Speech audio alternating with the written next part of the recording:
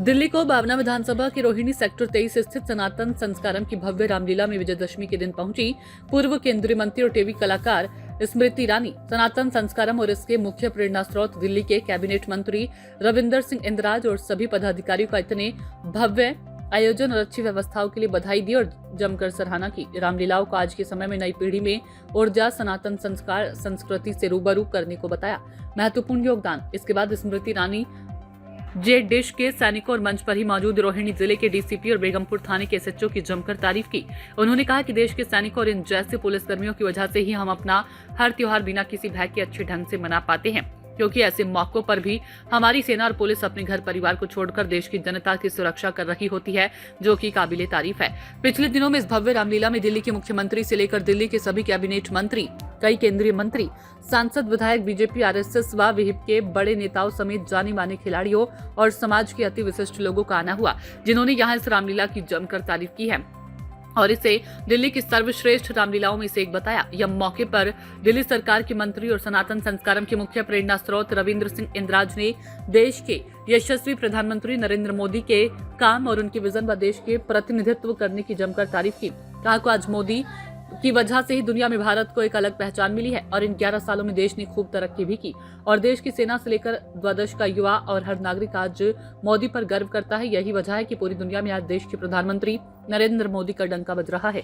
इंदिराज जे ने कहा कि हमारी इस रामलीला में हमने समाज के हर तबके को समान भाव से आदर सम्मान देने का काम किया है और समाज की एकता और समानता का संदेश देने की भरसक कोशिश की है। इतना ही नहीं, हमने मंच पर और मेला परिसर में ऑपरेशन सिंदूर, आत्मनिर्भर भारत, इसरो जैसे शानदार झांकियों का प्रदर्शन कर देश के वैज्ञानिकों और सेना के मनोबल और जज्बे को सलाम किया है।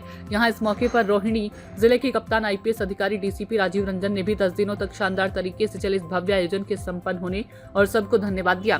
कहा कि सबके सहयोग से पूरी निष्ठा के साथ हमारे स्टाफ ने अपनी ड्यूटी निभाई है और सुरक्षा के कड़े इंतजाम यहाँ पर हो रही हैं।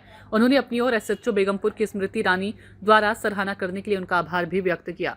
मैम, आज आप यहाँ पर पहुंचे हैं सनातन संस्कारम की रामलीला में, अनुभव की अगर बात करें, पहली बार रामलीला हो रही है, कैसा लग रहा है? मैं इतना ही कहूँगी, जिस परिवार का केंद्र बिंदु सनातन और संस्कार हो, उस परिवार द्वारा आयोजित रामलीला में जितने भी श्रद्धालु आए हैं वो ये संस्कार लेकर गए कि रामायण में जो संस्कार हैं उसे अपने जीवन में चरितार्थ करना है।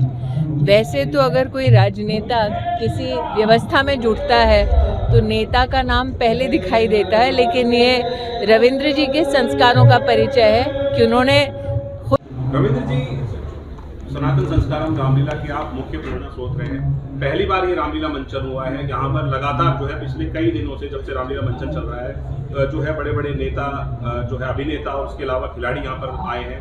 तो क्या कहेंगे इस बारे में और कैसे ये जो है आपको सोच कैसे आई इसके बारे में? सनातन संस्कारम जो परिवार है, उन्होंने मूल जो रखा वो सनातन को रखा और संस्कारों को रखा, इसलिए क्योंकि देश के यशस्वी प्रधानमंत्री और ये पूरा देश हिंदुस्तान कहलाता है, सनातनी देश कहलाता है, इसलिए भाजपा की सरकार भगवा सरकार है।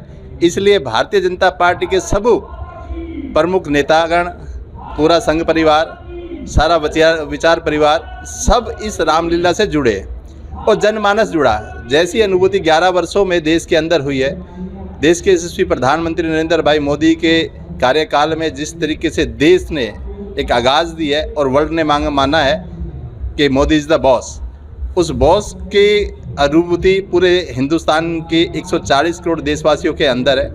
इसलिए जब ये मंच लगा या इस मंच को संजोया गया तो सनातन को विशेष रूप से अग्रणीय करके रखा गया। सर, आज बेगमपुर इलाके में, यानी कि आपके जो डिस्ट्रिक्ट है रोहिणी इलाके के अंदर, यहाँ पर रामलीला हो रही है सनातन संस्कारम, अनुभव की अगर बात करें वो आप पहले ये पिछले 10 दिन से जब से